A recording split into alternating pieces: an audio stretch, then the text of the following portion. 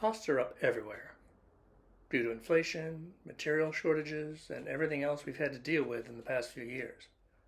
Gasoline prices are up too, and according to some, they are way higher than they should be. I know people believe that, but are they right?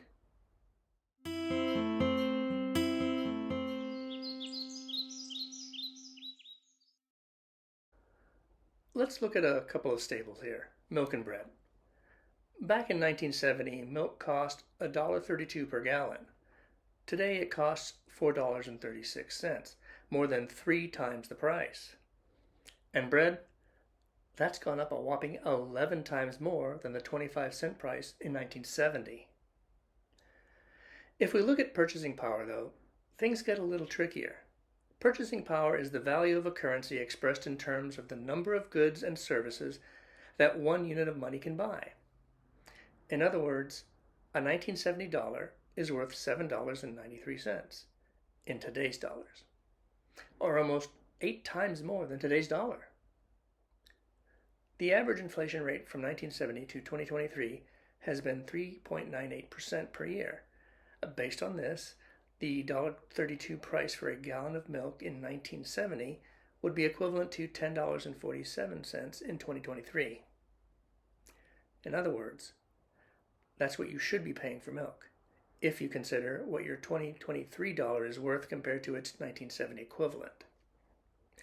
But the reality is, you don't pay almost 8 times more for milk. As I said, it's only $4.36, or only 42% of what inflation would say you should be paying.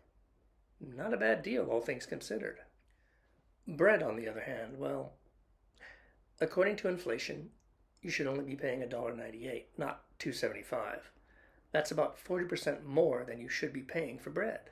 Like I said, it isn't 8 times more expensive, but 11 times more expensive.